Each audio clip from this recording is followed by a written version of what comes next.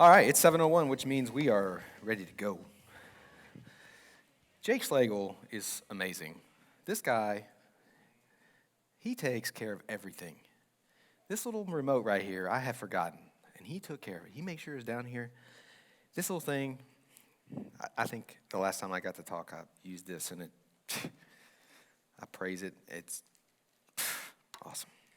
Joe's so dumb. He gets hung up on the dumbest stuff. Welcome to Frontline, guys, for the month of March.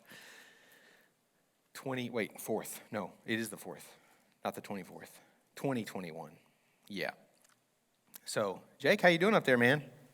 You good? All right. So, do I have control of this now? Yes, sir. Down arrow advances. All right. Well, Chad, good to see you back, sir. How are you? He said, I'm good. You didn't have to pick me out, Joe. I'm good. Hey, did everybody get snacks? Awesome. Okay.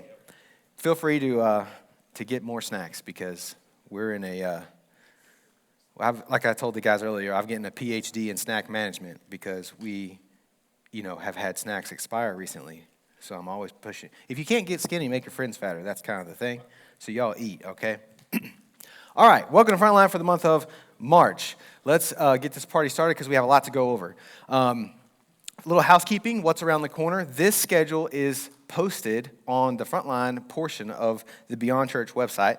And so you can view it at any time. Any changes that go on in the schedule will obviously be updated there. So this is kind of a snapshot, if you will. But a couple things I want to bring to your attention. The next thing we got going on after tonight is the men's breakfast, 27th at the Airedale Diner. Used to be D's, right? I don't know why they changed the name. Anybody know? I don't know. Anyway, it's different now. Different name. Hopefully same great eggs, right? So Airedale Diner, the 27th, that's a Saturday morning, 7:30. Come and go, sweatpants, T-shirts, ball caps, whatever you do. It's super informal. Just come enjoy some fellowship. There's no message or anything like that. If you get there at 8 because you like to sleep in, we might not be there, but nobody cares, okay? We're looking forward to seeing you, all right? So then the 24th of April, the men's fish fry. Put that on your calendars, okay? That is a Saturday.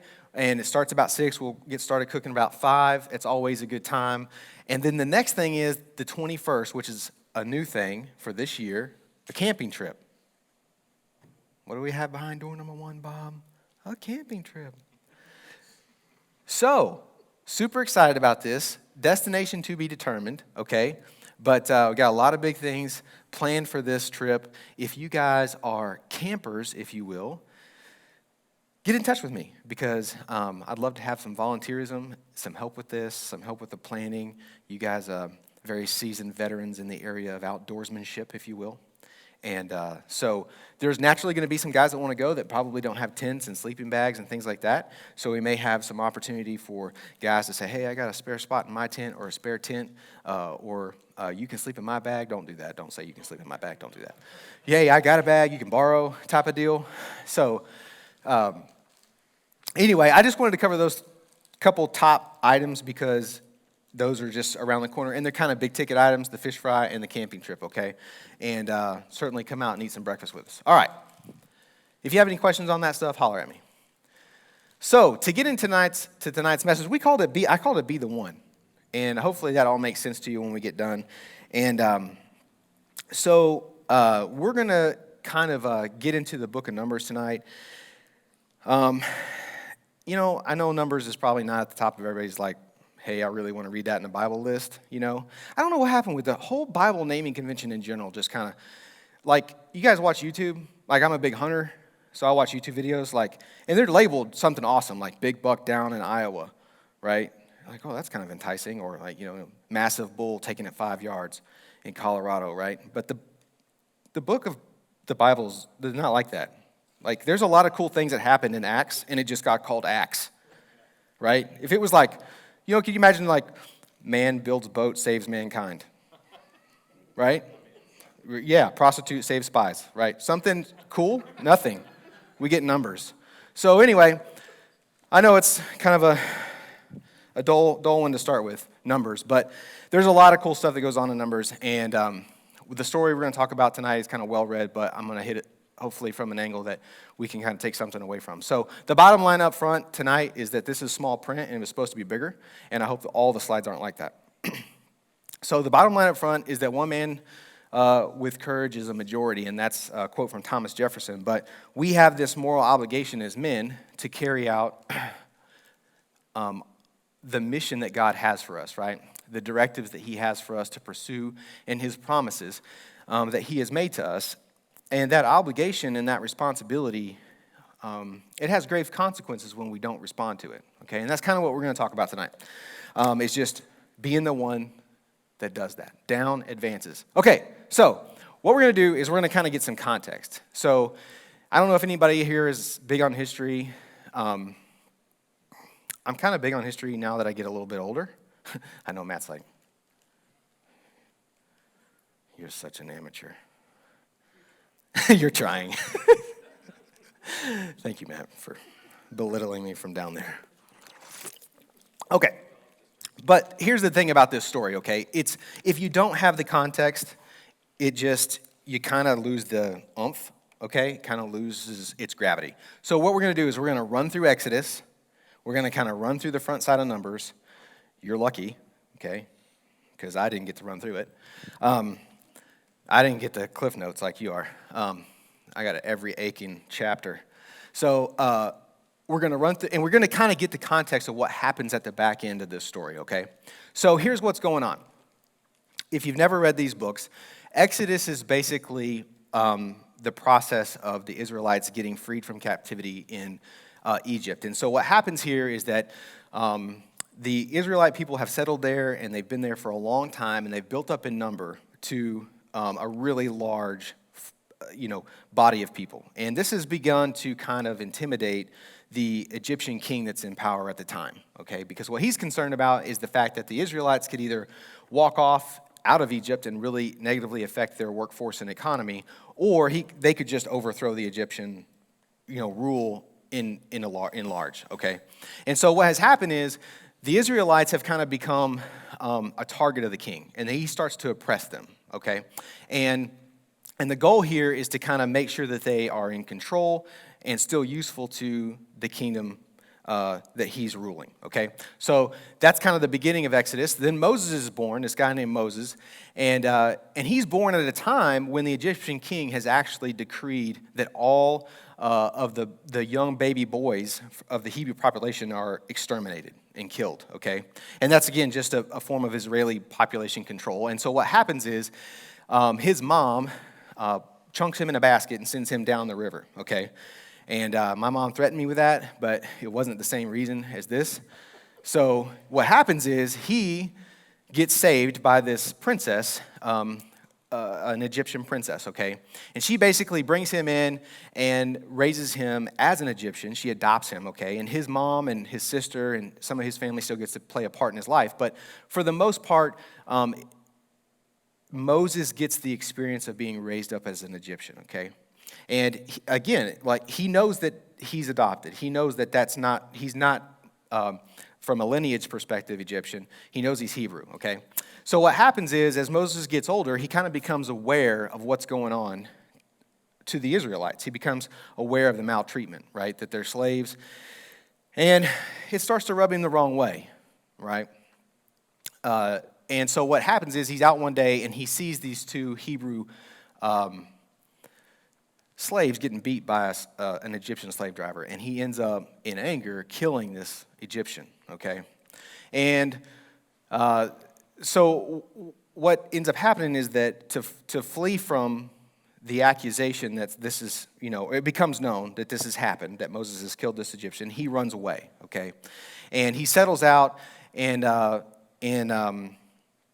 he kind of becomes a shepherd, a goat herder, if you will, out where he can have some refuge away from that crime, if you will. And so while he's out there, the Lord gets a hold of Moses, right? Texts him up with this burning bush, okay? And so this is where Moses is kind of thrust into the limelight of this story, okay? So in Exodus 3:7 through 8, we see this. The Lord said, I have indeed seen the misery of my people in Egypt. I have heard them crying out because of their slave drivers, and I am concerned about their suffering. Now, I have highlighted this in yellow. I was going to use red, but then I'm like, that normally means Jesus said something. This wasn't Jesus, so I went with yellow. So, but this has real importance, okay? So this is God talking to Moses, and he says, so I have come down to rescue them from the hand of the Egyptians and to bring them up out of the land into a good and spacious land, a land flowing with milk and honey, to the home of the Canaanites, Hittites, Amorites, Perizzites, Hivitites, Jebusites, so many sites, right? Lots of sites, right? Some of you guys that are biblical scholars will be like, you pronounced that wrong. Yeah, stand by for more of that. So here's the important part, okay? Why this is in yellow for the purpose of this discussion tonight is because this moment defines the first time that God tells Moses where he's taking the Israelites, okay? And it's a good place, all right? All right, moving on. So, to get the Pharaoh, okay, to let the people go, God subjects the land of Egypt to these plagues, okay? In total, there's 10 plagues, and they're summarized in these beautiful little pictures here, but they were probably not so awesome to live through. And as these plagues go on, there's kind of this back and forth between Moses and his brother Aaron, who's helping Moses because Moses had decided that he was so inadequate that he just didn't have the self-confidence to pursue this by himself. So God brought Aaron into the picture to help him, right? So Moses and Aaron are going back and forth with the Pharaoh about letting the people go, and these plagues are going on. And slowly but surely, this is just kind of breaking down the Pharaoh's ability to hold on to the people of Israel as slaves. But what we see here is that God had a very prominent point in this process, okay? And so God is revealing his power as he goes. And in this little scripture in Exodus 1 through 2, or 10, 1 through 2, we see the point, okay? Then the Lord said to Moses, go to Pharaoh, for I have hardened his heart and the hearts of his officials, so that I might perform these signs of mine among them, that you may tell your children and grandchildren how I dealt harshly with the Egyptians and how I performed my signs among them, and that you may know that I am the Lord. Okay? So all of these plagues and this whole process, the point of this is to show the Israelites the power of God, right? To help convey to them his willingness to go to bat for them and to basically create this memory of how God stepped in on their behalf, okay? So God defines his point here. So two things that we have all at this point. We know that God has explained to Moses where the Israelites are going. We know that these plagues have taken place, and we know the reason why this is going on. And so what happens is, as we get through Exodus, and it comes time for the Israelites to finally move out, right? God says, today in the month of Aviv, you are leaving. When the Lord brings you into the land of the Canaanites, Hittites, Amorites, Hivites, and Jebusites, the land he swore to your ancestors to give you, a land flowing with milk and honey, you are to observe this ceremony in this month. And he's talking about this Passover process, okay? And so here again, we see God defining to the people where they're going, this land, okay, this promised place. All right. So finally, the Israelites pack up and they move out, okay? 600,000 people in the riffraff. And I just put riffraff because I thought it was so cool that the Bible said riffraff. So in the Message translation anyway, right? It says the Israelites are finally released. Now they've lived there for 430 years, okay? Now this is kind of an important point in the story because the Israelites being there for that long, for generations, they've lived in this community, right? And they weren't always slaves the way that they ended up. Okay, so later on, we're going to see that the Israelites kind of turn into these real wimps and whiners, right? But you kind of have to understand their perspective. You know, this intervening God in the way that he has been intervening is a new thing to them, right? This guy Moses, they know is a murderer, right? So his motivation and where he's taken them is kind of maybe a question mark in the minds of a lot of these people. But at the same time, they know they've fallen into slavery and they don't want to stay there, right? And so they're kind of stuck between this rock and hard place of, well, what do I really know about Moses? What do I really know about where we're going? Well, we've seen these amazing acts take place around us on our behalf to get us out of here. So there's that, very convincing thing that they've experienced. But as they leave, you just kind of got to get your mind around the fact that these people for hundreds of years has been in this Egyptian community. It's all they've ever known. Does that make sense? Okay, so they're out of here. They rushed out of Egypt really early. And so in summary, this is what we kind of see in Exodus, right? The Israelites have a shot at freedom, right? They know that being slaves long-term is going the wrong direction. They've had their own children mass murdered by this king. This is not a good thing. We got to get out of here. And they know that God is on their side, right? They have seen that to this point. And so they also know that there's a promise in their future, right? So that's kind of a summation of where we're at this point. All right. So to kick off the book of Numbers, this is where we are. You are here, okay? So if you can kind of see up on this map, Ramses up here is where they left from. That's where they were when Exodus actually took place, and they walked out of their homes. They were in Ramses, okay? And they head down south here through Succoth, and I'm pretty sure that's not how you say that, but Succoth, I don't know. It's on a mountain of things I don't know how to say. Mara, I think I know how to say that. But anyway, at the end of the day, they're down in this area here. They've passed through the wilderness of sin, and they're in the Sinai wilderness, okay? And so when we kind of look up at the very top, around the numbers 17 and 18, okay, that's where they're kind of ended up. That's where they're going. See Jericho up there?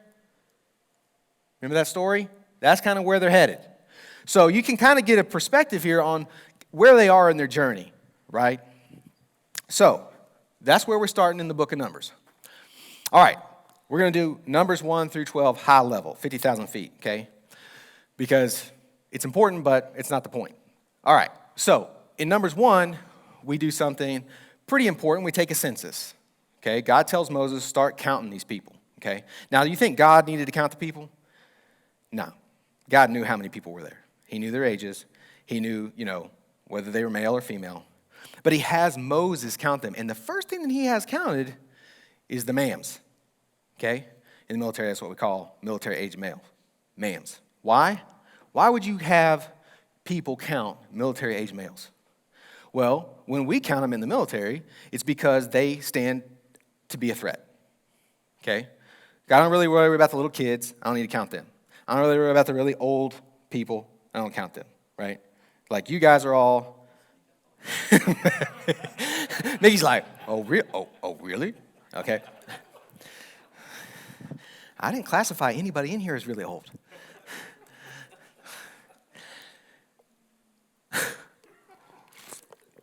Look, God said, if you're 20 years and older, okay? All right, so he counts them all, and he comes up with 603,550 military-age males. That's a pretty sizable number, right? All right, that's a lot of dudes. Now, why do you think it was important for God to have them know what their numbers were? Well, maybe it was to bolster their confidence, so they know exactly what their fighting force looks like, right? Maybe it was because God knew that within the next season, in the near future, there could be some military operations going on that Israel needed to hack out, right? And they needed to know what their numbers were. And as we move forward in Numbers 2, we see that God kind of starts bringing some structure together for Israel, right? He starts putting together how they're to live based around the meeting place that he has where he meets Moses and Aaron and he discusses the plans for the people. So this is kind of the layout of camp. Now you see Dan and Asher and Naphtali and Benjamin and all. So, and they all have numbers next to them. So this is how many dudes was in each one of these camps, okay? Now these are called divisions. So there are 4 divisions that surround, the tabernacle, okay? And what happens is, in this process, God sets up the tabernacle in the middle, and then he defines the people in the middle that are going to actually serve in the tabernacle and what they're going to do and all their special responsibilities, okay? So that's Numbers 3 and 4. Super exciting. Skip that if you get a chance, unless you're purposed to read it. Numbers 5 and 8, we got dead bodies, wrongdoings, and unfaithful women. Now, there's a lot going on here. He also spells out how to be a Nazirite, how to do offerings within the tabernacle, and how to make some lampstands. Very interesting. I'll tell you why I enjoyed reading this, okay? Because I learned a lot about how God thinks. One of the wonderful things about the Old Testament as God interacts with Moses and he interacts with people on the earth is that there's no parables, right? You get a real brash interface with God's mindset, okay? And it's very enlightening. A lot of detail, very organized, very structured. God is very purposed, okay? So, Numbers 9, Passover. Passover goes down in Numbers 9. Now, why is this important? Because the celebration of Passover is for the purpose of remembrance, okay? Now, this is going to become crucial in about 2 or 3 chapters, what they remember, okay? But God knew that it was so important that they take time to remember what he's done for them, that he made them a marked time to do it, okay? So raise your hand if you have a marked time of the year, every year, where you take time away from work and you take time away from all your other obligations to remember. That's your time just to sit down with your family and remember what God has done for you. Me too. But that's how intentional God is about what we remember of his doings for us, okay? So they go through Passover in Numbers 9. Numbers 10, they go ahead and they define how we're going to use trumpets to go to call to war, and they talk about how to break, God tells them how to break camp, right? And in breaking camp, he tells them how they're going to march, what order the divisions go in. He tells them where the tabernacles to be as they move, when to stay, when not to. It's very specific, okay? Very structured. And one of the great things that comes out of this is that these guys get to learn to work together. Because if Landon was from the tribe, across the way, he and I may have never met each other, but now God put us in a common division, right? And so maybe within our divisions, we have responsibilities that causes us to have to work together, right? And so when he doesn't get up on time and I'm waiting out with the goats, I'm like, bro, we got to go. These guys had to start to learn to work together because they were breaking camp, putting it back up, breaking camp, putting it back up. And that's very important for the time that's coming where they have to go in to the promised land and take cities and do things like kill people. Because it takes a lot of focus and execution and teamwork, right? Okay, so here we are in yellow again. Now Moses said to Hobab, Hobab? All right. Habab? Hobab. Son of Reuel, the Midianite, which is Moses' father-in-law, we're setting out for this place. We're setting out for the place about which the Lord said, I will give it to you. Come with us, and we will treat you well, for the Lord has promised good things to Israel. Now, why is that in yellow? Because, again, this is Moses out of his own mouth saying that what God's got for them is good. You're like, why do you keep beating this? Well, you'll see. All right, Numbers 11. We got whining and fire and quail. People get burned up. It's awesome, okay? And so I love this little verse right here because in Numbers 11:18, God basically, these people are whining and it says, hey, because you've wailed, if only you had meat to eat, right? Now the Lord will give you meat, and you will eat it. You will not eat it for just 1 day or 2 days or 5 or 10 or 20, but for a whole month until it comes out of your nostrils and you loathe it. Sounds like my kids, man. Right? You want cookies? Oh, you're going to whine for cookies? Come here. Come here. You're going to eat cookies till you throw up. It's just funny. I don't know why I put that in. Okay, God. So Numbers 11 is about this, okay? The people are whiny. God lights them on fire and feeds them a bunch of birds. All right, Numbers 12. So here in Numbers 12, basically we learn that speaking against Moses is a bad idea, right? Aaron and Miriam did this, basically, trying to say that Moses wasn't doing a very good job as a leader. And so God comes down and he's like, hey, I speak face to face with this dude. If he's good enough for me, he better be good enough for you. He strikes Miriam with basically a really bad case of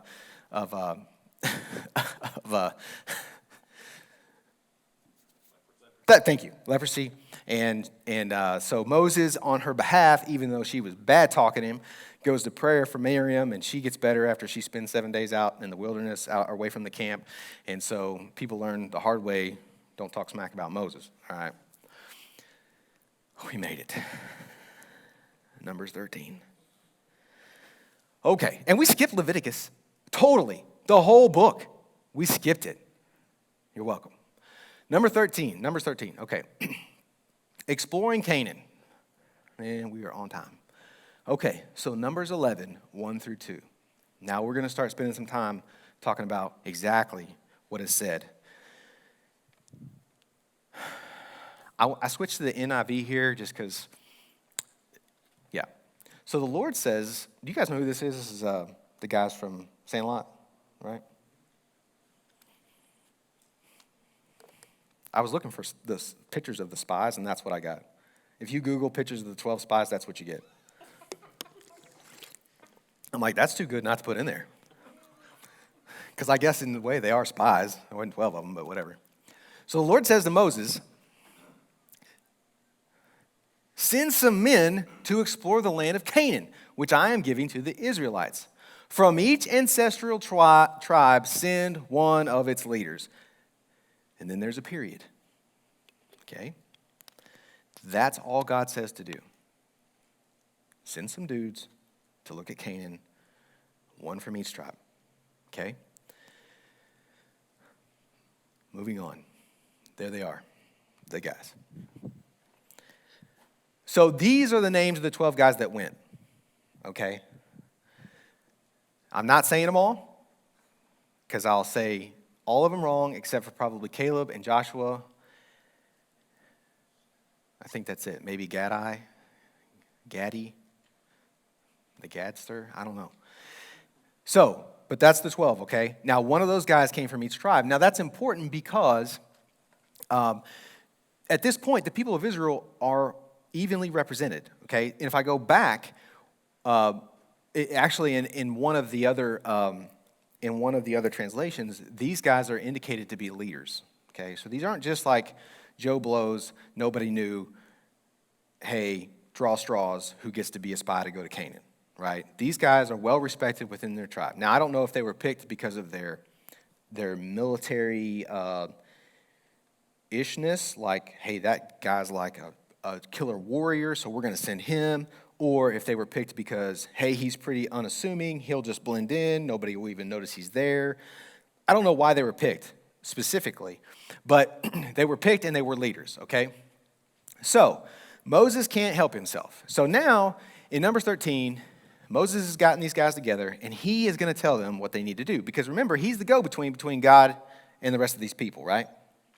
So this is what he says. When Moses sent them to explore Canaan, he said, go up through the Negev and on into the hill country. See what the land is like and whether the people who live there are strong or weak, few or many. What kind of land do they live in? Is it good or bad? What kind of towns do they live in? Are they unwalled or fortified? How is the soil? Is it fertile or poor? Are there trees in it or not? Do your best to bring back some of the fruit of the land. It was the season for the first ripe grapes. So, to me, it was staggering the difference between what God said and what Moses said. And I have to ask myself this question because here's a guy who has watched people die for adding to what God has said. Right? So, what do you think motivated this change? What do you think motivated Moses? Feel free. Who? Fear. Okay. Maybe he just wanted intelligence. Maybe he just wanted certain information. I don't know why. Maybe he wasn't so necessarily afraid, but. So, let me ask you this. what occurred to me was, or let me propose this to you. What occurred to me is that the reason why God didn't instruct this for all of this type of information to be brought back is because it didn't matter. Number one, he had already told them over and over and over again, I'm giving this to you. He had already told them it was good. It flowed with milk and honey. So bad soil doesn't flow with milk and honey, right? Whether there's 1,000 people there or 30,000 people there, doesn't matter. It's being given to them, right? Whether or not there's big walls or little walls, it doesn't matter. So Moses had an opportunity here to sell this completely different, right? Meaning he could have said, hey guys, turns out God got a hold of me last night and it's time to go in and check out Canaan. And here's the deal, we're just pretty much looking around. You got it's a free-for-all. Enjoy yourself. You know what I mean? If you get a chance to go swimming, just bring back the good report that you see, because he's given this all to us, right? We already know if the land's good. Like, he totally could have changed the tone of how these guys' mindset was when they went into this place. Does that make sense? So I don't know why God didn't pound Moses in the face for this, but he never does. It never is addressed. I'm sure it had to be talked about at some point between Moses and God, because this, in my opinion, humble as it is, was a huge leadership misstep on the behalf of Moses, okay? So which way did they go, George? What is that, Bugs Bunny? Man, rough crowd. Okay, so this is where they went. So they went up and they explored the land from the desert of Zin as far as Rahab, toward Lebo, and all those other places. And they went up through the Negev, and they came to Hebron, where there's some other descendants of some peoples, and they reached the valley of Eshcol, and that's where they cut off the branch bearing a single cluster of grapes. Two of them carried it out on a pole. You guys know this part, right? At the end of 40 days, they returned from exploring the land. So geographically, this is where they went, okay? And you can see that in this, it's kind of the print's a little small, pardon me. You can see these tribes that surrounded where they went. All these people, okay? And thankfully, in most of these verses, only 7 or 8 of them are mentioned and not all 30 or whatever that is, all right? So that's where they went, all right? You can kind of see that they went up by the Dead Sea, headed north, up around where the Girgashites lived, okay? So 40 days goes by and they come back. And it's true. You reap what you've sown. So what do they say? They come back to Moses and Aaron and the whole Israelite community at Kadesh in the desert of Paran. There they reported to them and the whole assembly and showed them the fruit of the land. And they gave Moses this account. We went into the land to which you sent us, and it does flow with milk and honey. Here is its fruit. And here's where we take the nosedive, right? This is where all of that counting of the people, whether or not the walls are big, whether or not the soil's good, all of these questions that were planted in their mind start to turn into fear, right? And doubt. 28, but the people who live there are powerful, and their cities are fortified and very large. So this is exactly what Moses asked them to look at, and they looked at it, and they're reporting on it. But now they're getting to decide as the spies what take they have on it. And they're saying, doesn't look good. We even saw descendants of Anak there. And the Amalekites live there, and the Negev, and the Hittites, and the Jebusites, and the Amorites live in the hill country. And the Canaanites live near the sea, and all along the Jordan. And oh, by the way, these are the same people that God told them they were going into their land from the jump back in Exodus. So it's not like Moses didn't know this. He did know. He knew exactly who was there, right? So Caleb jumps in. He says, he sees where this is going, right? Dumpster fire is lit, and this train wreck is fixing to happen. So Caleb jumps in, and he's like, wait. Then Caleb silenced the people before Moses and said, we should go up and take possession of the land, for we can certainly do it. Right? So at least one of them, one of the spies, and later Joshua, they don't see things the same way, okay? And here come the wimps, right? Numbers 13, 31 through 33. But the men who had gone up with him said, we can't attack those people. They are stronger than we are, and they spread among the Israelites a bad report about the land they had explored. They said, the land we explored devours those living in it. All the people we saw there are of great size. We saw the Nephilim there, the descendants of Anak, come from Nephilim, and we seemed like grasshoppers in our own eyes, and we looked the same to them. Really? Because did they talk to him? Did they really talk to him? Like, hey, guy, hey, size-wise, what are you thinking? What do you think? I can take you, you take me? What do you think? You didn't talk to nobody. Wussies. All right, but here's the thing. You got to understand the mindset of the Israelites at this point. Estimates are that these people were in this wilderness for about 12 months. Okay? So anybody, we talked about camping earlier, you guys campers, right? You ever go camp for like 2 or 3 days? Kind of get crusty. A little funky. 2 or 3 days, no shower. Smelly? Matt's like, smelly. Apparently Matt's smelly.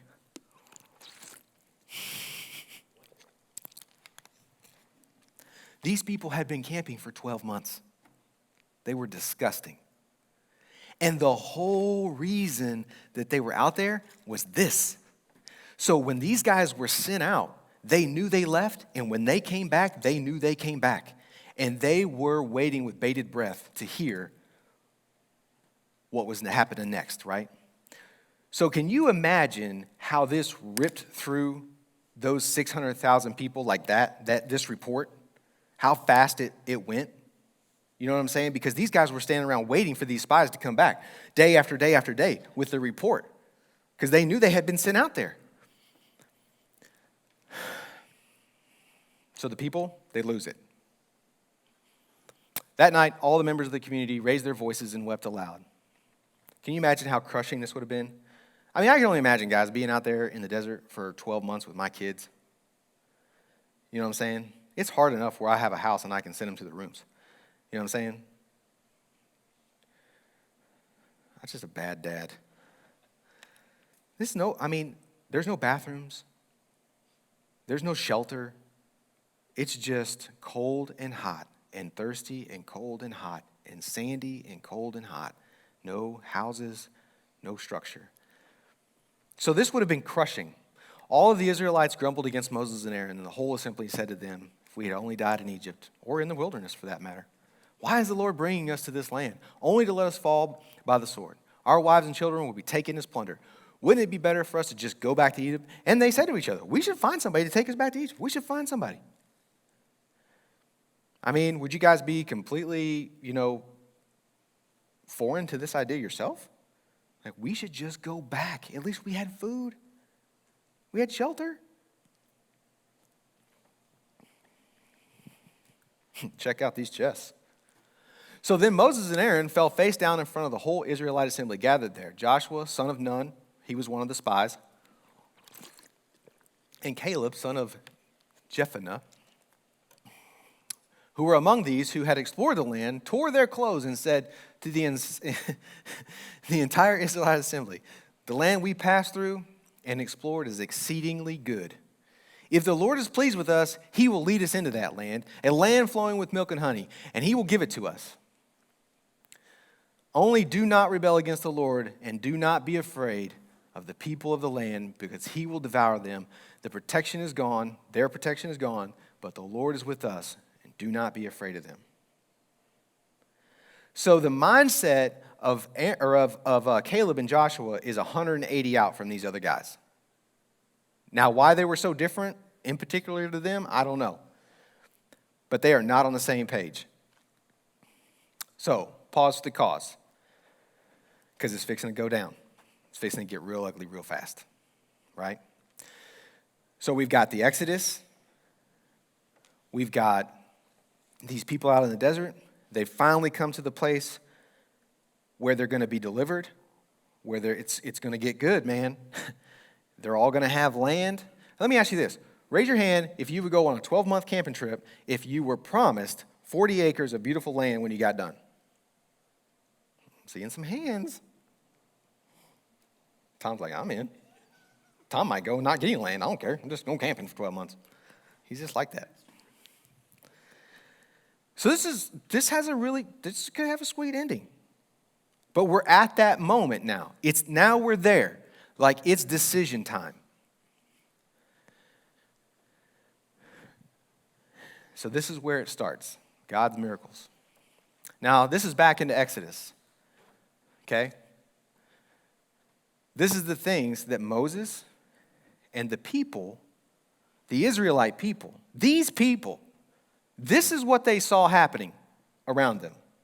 This is what they have seen God do in the last 12 months.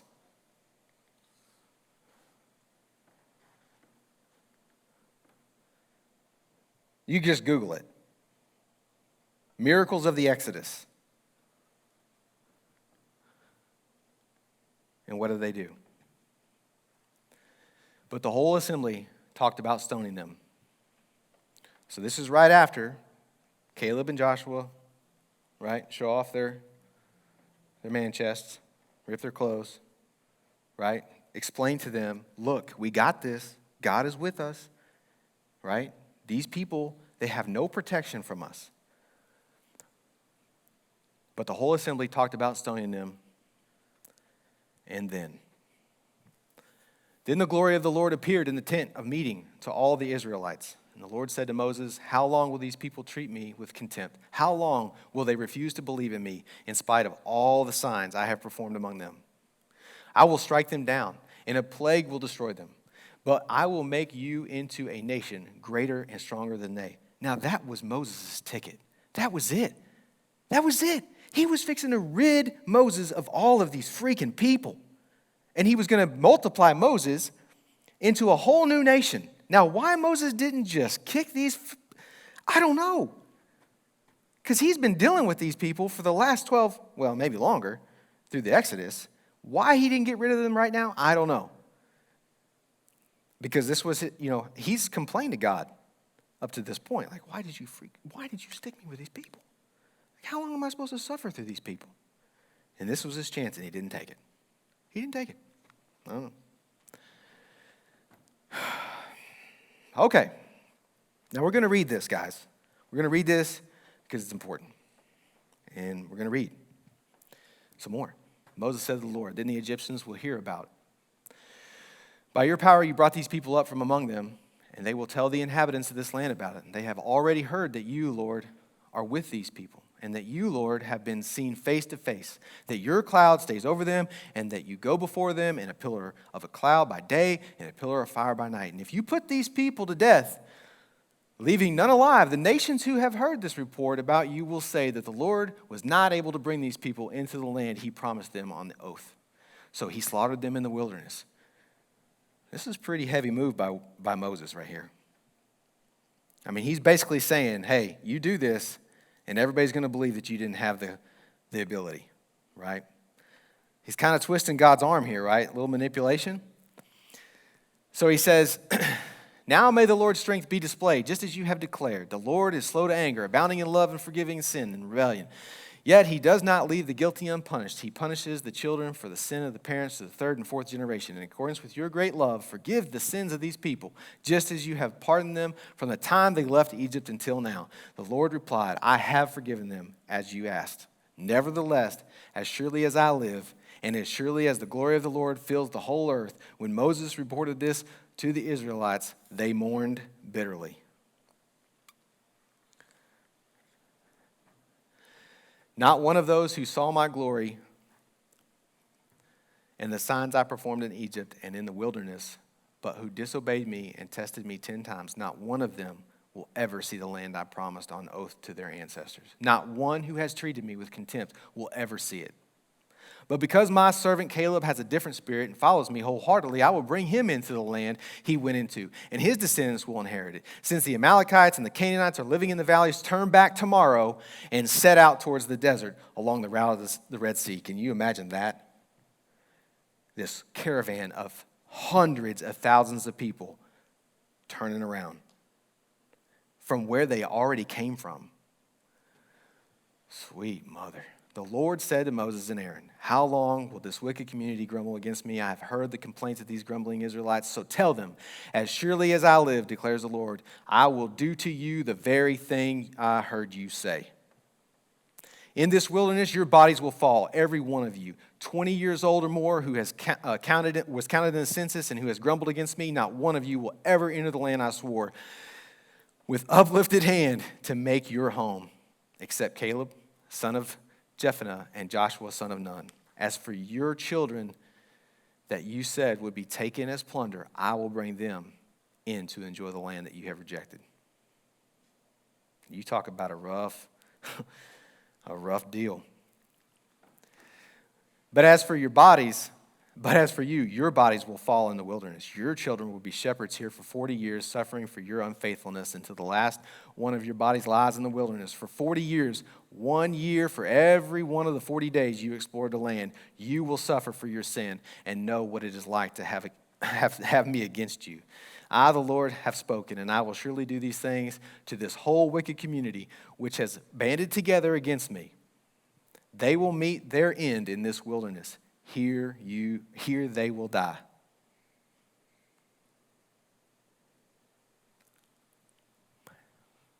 You ever wonder why you need Jesus? This is no mercy, right? Because he already had mercy. So the men Moses had sent to explore the land, who returned and made the whole community grumble against them by spreading a bad report about it, these men who were responsible for spreading the bad report about the land were struck down and died of a plague before the Lord. There's a loss. Of the men who went to explore the land, only Joshua, son of Nun, and Caleb, son of Jephunneh, survived. When Moses reported this to all the Israelites, they mourned bitterly. We're almost to the end, guys. Early the next morning, they set out for the highest point in the hill country, saying, now we are ready to go up and to the land that the Lord promised. Surely we have sinned. Oh, now you're ready. Oh. So God promised you're all going to croak out here, and you're going to hang out here for the next 40 years, right?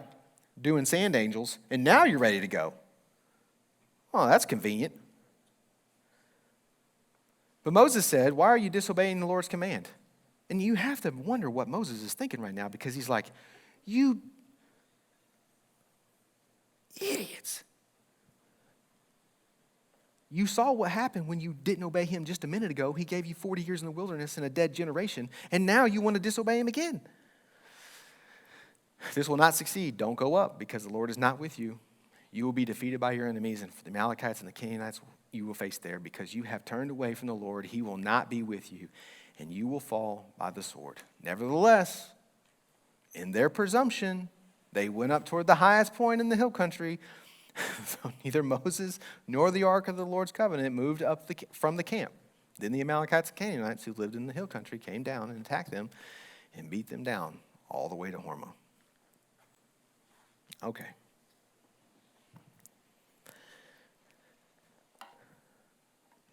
Closing up. You're like, Joe, what is the point? We went through all of this.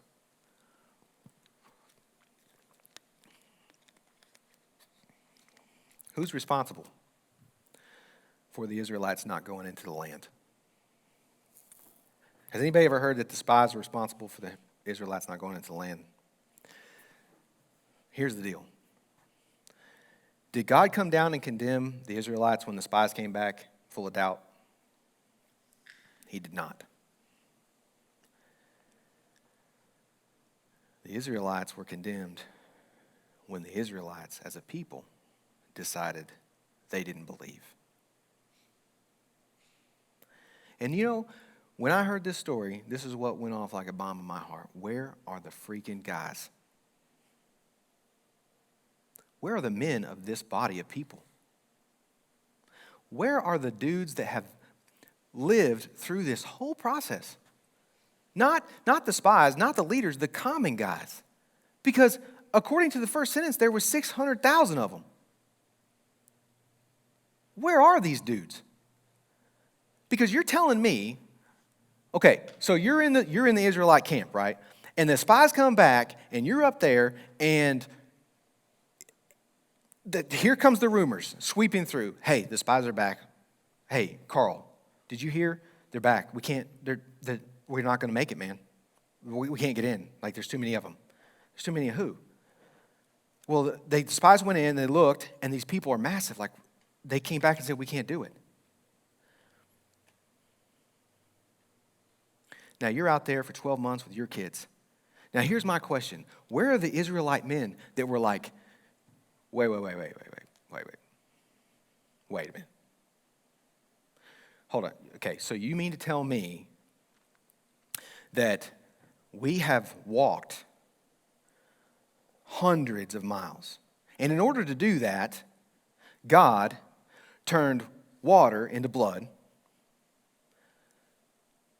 completely devastated a land with gnats and darkness and hail. You mean to tell me that thousands of children died, firstborn children died in Israel, including the Pharaoh's son? You mean to tell me that this God that spread the Red Sea for us to let us walk through here? So let me get this straight. The silly stupid that you're selling me right now is that God who did all that brought us this far to leave us where we are? That's what you're telling me right now, Bob? Because I got a big problem, Bob. I'm not going back that way. And I didn't come here to stay here. So you're going to have to explain to me why a God that swallowed up thousands of Egyptian soldiers back there in the Red Sea can't seem to figure out how to get us to the next step. Where are those guys? Because here's the thing. Those people, those 600,000 men, let 10 doubtful men change the course of their entire life. That's freaking ridiculous. And the body of Israel is equivalent to the body of our church. The problem with the body of Israel is they were problem-focused instead of promise-focused. And that's a big problem that we have right now in our church. Not this church, the church. Everybody in our culture today is problem-focused instead of promise-focused. And so what responsibility do those 600,000 guys, where's their names recorded for history? Because those 12 dudes are sure written down. They got a bad rap for being doubtful, for not believing God's promise. Where's their names? Where's everybody else? Yeah, and it came to, the rumor spread to Joe, and Joe also didn't believe. And the rumor spread to Landon, and Landon didn't believe. And the rumor spread to Spencer, and he didn't believe. And all of these guys just laid down and took it, one at a time. The doubt and the fear, and they basically gave up, one at a time. Name after name after name. Would you like your name written down?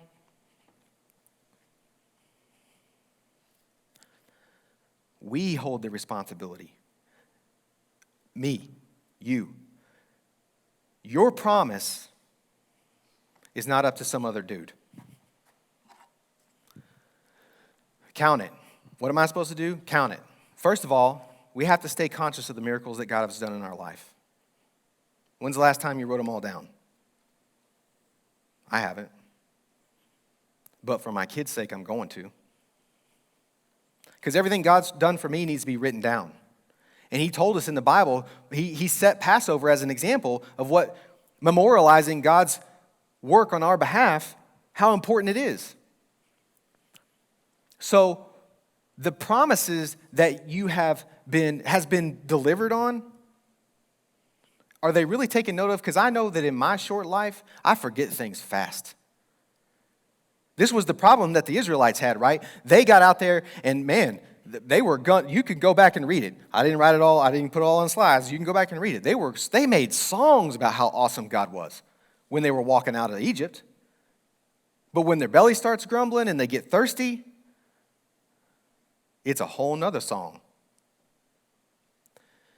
So God doesn't promise us a life or a journey towards this promise without discomfort. But discomfort doesn't take away the promise. When you get into that bad spell, you're not off of your path to God's promise. So we got to write it down. So where is your promise written down? And the reason why I say that is because you have to go back and look at it frequently. This is what God said he's going to give to me. Yeah, but the Amalekites. Yeah, I know, but this is what God said he was going to give to me. Yeah, but the thing about it is that these people, they have huge cities. Yeah, I know, but this is what God said he's going to give to us. Yeah, but COVID. Yeah, I know. I know COVID. Yeah, but a new president. I know a new president. But that doesn't change what God said in his word for me, for this people. But here's the problem. What are we as men, what are we speaking? I'm just here to tell you, Bob, bro, you can take your silly rumor about those dudes up there in Canaan, and you can go over there and sit on this rock. Because me and Charlie and Sam and Tom and Mike, we're going. Because the promise has been delivered on historically, day one, from the time we left Exodus. We have no reason to doubt God. When has God not delivered you? Write that down. Short list. But what are we talking about? And I'm just here to tell you, one of the things that keeps me energized about Beyond Church is that you won't ever hear anybody from standing right here talking the problem. Anybody that's standing here is promise focused. And I'll say something real bold. But if the best thing you can do to your buddy is talk the problem, keep your mouth shut. If that's the best thing you can do to your buddy is walk up and talk about the current events and the problems that's going on in the world, just don't talk. And if you don't think that's biblical, go back and look at what happened to Zechariah. God shut his mouth because all he could do was talk doubt and fear. So if you can't speak a promise, just hold on. Hold on. Till you get a promise in your mouth, right? Because that's me taking care of my buddy, being a good wingman. Now, why is this important for you specifically? Well, because it's your season that's coming up. 40 years in the desert or 40 years in the promised land. That's up to you. And the question is, who has the platform in your life? And I'm going to end with this. Who has a platform in your life? In this story, these spies had a platform, right? For whatever reason, above what God said, these people put these guys and what they said on a platform. And it was like, they just mentally, for some reason, decided that what these 10 guys had to say was more weighty, valuable, of more gravity than what God had done already? How? How can this be?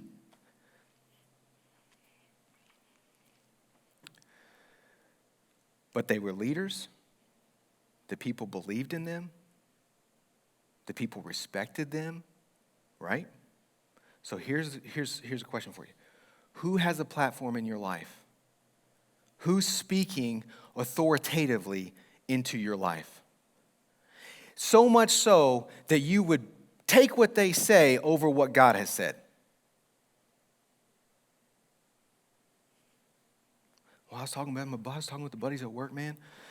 And man, they just said if this keeps going like this, like they're gonna have to lay some people off. Oh, really?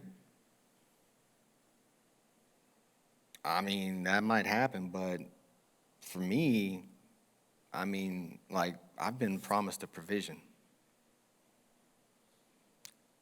I'm not saying people aren't going to get laid off, and I might be one of them, but I ain't stressing because, like, I have a promise. So I hear your problem. It just doesn't change my promise.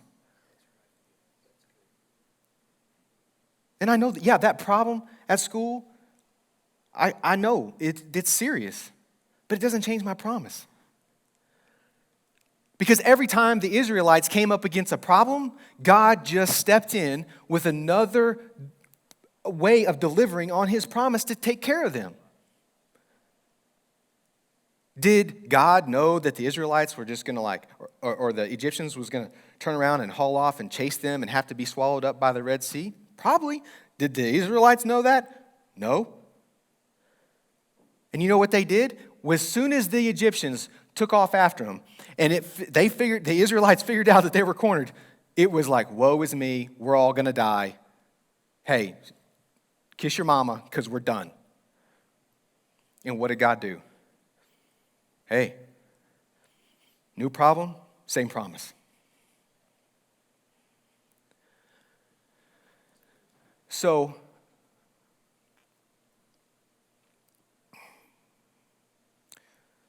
what's happening in our body? See, I'm not here every day of the week, and I can come here on certain days of the week, and I can get filled with God's promises for me.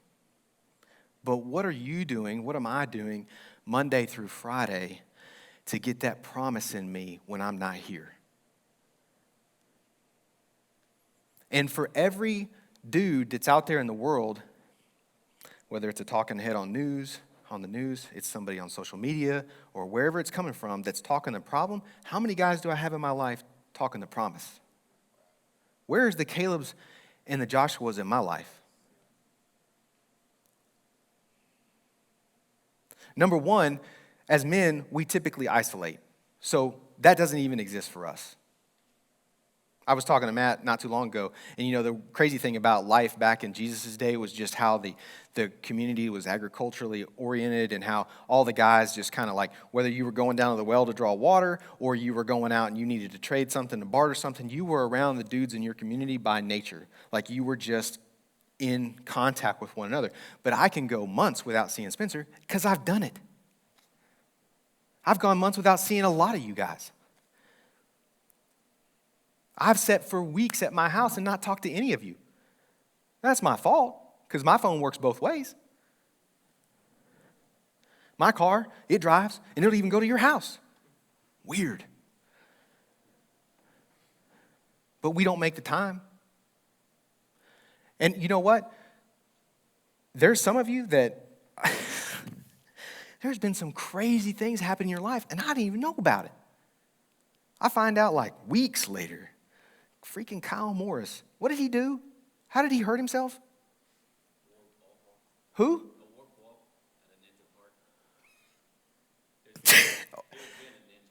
He was being a ninja. And I found out that guy broke his ankle. And it's weeks later. And I'm like, I am such a horrible friend. Do you think that Kyle could have used somebody talking God's promise in his life at that moment? Yeah. Absolutely. So we have to work very hard to count our promises, count where God's delivered on us. Put that in our mouth, not only what God's done for us, but what he's going to do for us. And that might be different for Colby than it is for Travis. It might be different for Tom, because God has something for you now that he's working on. Yeah, God's promises in general, you can count on them, but he's working on something with you now. And that is something that you have to work on with him now. And you need guys in your life daily who are going to have a platform that you've given them to speak into your life. To say, hey, man, I know you've been looking for a job, and I'm praying about it, man. And God's promise is this. Because there's days when you wake up and you don't have that. You're just like, maybe we should go back. Maybe we should give up. Maybe this wasn't this is too big. And I say it different times, but middle-aged white males is where suicide is growing the fastest in the United States. Why? No hope. No promise. Problem-focused. Isolated. Not surrounded by buddies. Maybe not a lot of buddies, but anybody. Just one Caleb seems to make a difference. Just one. And you know why I didn't really talk about Caleb so much tonight? Is because most guys are like, I'm not a Caleb. I'm just a me. I don't really know the Bible all that good. Or I don't pray, but sometimes. I'm not really worthy of that title. I'm not a Caleb. Caleb didn't know he was a Caleb before he was a Caleb. He just acted on his heart. He said, no, this is not going down this way. I didn't come this far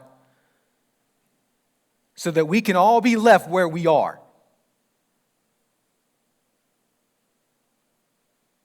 It's just a faith. It's not, you don't have to be a biblical rock star. You don't have to be super spiritual. You can have tattoos, and you can have earrings, and you can drink beer on the weekend. It doesn't matter. You think these guys were all like priests, and they weren't. Moses was a murderer. But we're not important enough in our own eyes. We're not but grasshoppers in our own eyes, so we allow ourselves to be taken, and our promises die in the desert because we don't want to stand up and bond together.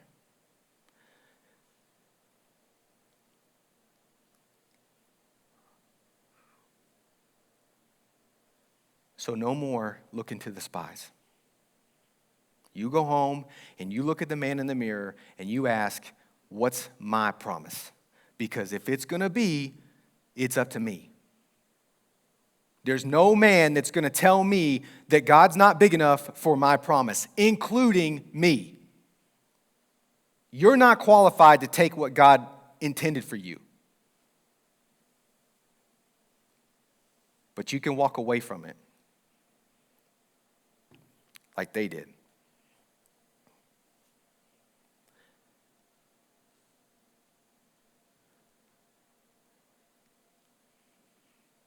This group of guys.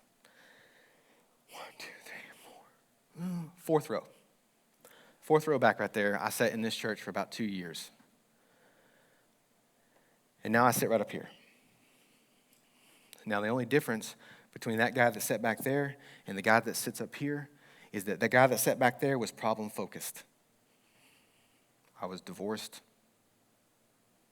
had my addiction problems, had my time in the desert. And what was being said up here was not for me. And so I sat right back there, and that was my seat of doubt. And one day,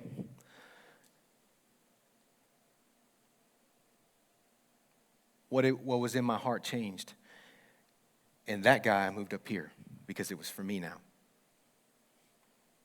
And what I'm telling you is that it's your heart that matters. It's your accepting God's promise for you. It's your exodus. And I know everybody's in a different place. And Jake's going to get ready to play a song here in just a second so we can have our time to talk about it with God. But I know some of you are still in Egypt. And you come to church and you shake everybody's hand and you pat everybody's back. But you're still a slave. And that's okay, because it's a process. But today might start that process for you. Because just like those sons and those daughters, God will go to bat for you. He'll move the seas for you. He's got a promise for you. But you have to embrace that promise. And you have to take ownership of it and stop letting everything else around you dictate whether or not you walk into that land. Does that make sense? As a body of men, we, just the guys that are in here, because we're a very small portion of the men that come to this church, right? So let me ask you, if 10 guys can talk enough garbage to turn 600,000 men around the wrong way, the 30 of us that are in here talking the promise, can we take 300 and light them up? The picture of that match that was in this promo was for real, and Jake said it. It just takes one guy, just one, hey, let's go. We can do this. There's a promise in this community for this church. There's a promise in this church for this community. I'm not going to be stuck mentally in this place anymore. We're not going to be stuck here anymore. It just takes one. So this group of guys didn't just come to Frontline for the month of March. Go home with some Nutter Butter stuck in your pocket, which you should, by the way, whatever you can get. But this group of guys leaves with the ability to change the entire course and direction of this church. Up into the Negev, up into the hill country. Not back down into the desert. And I love to see young guys like this here.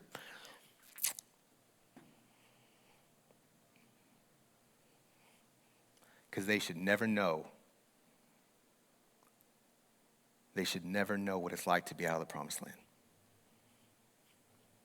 Because the men of this body stood up and said, we're walking into it. All right, Jake, you mind, sir? I'm going to get out of the way.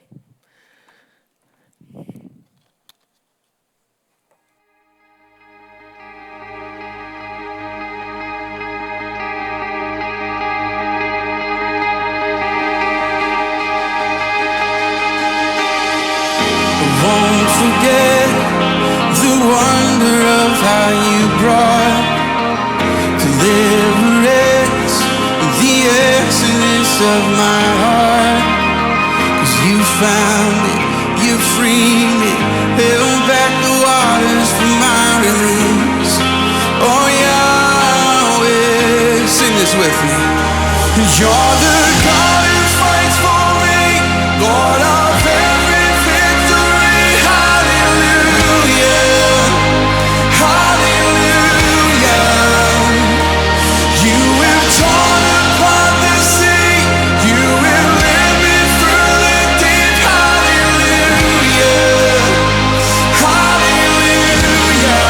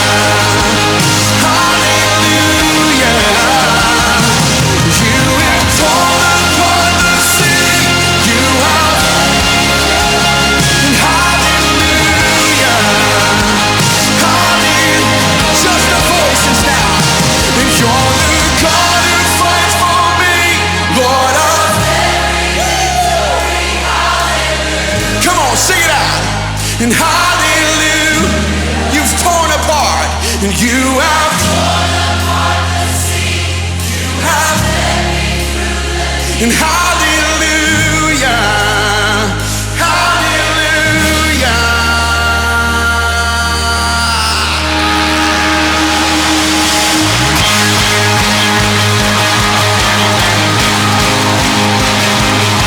Come on, there's freedom in this house today. There's joy in this place. Yeah.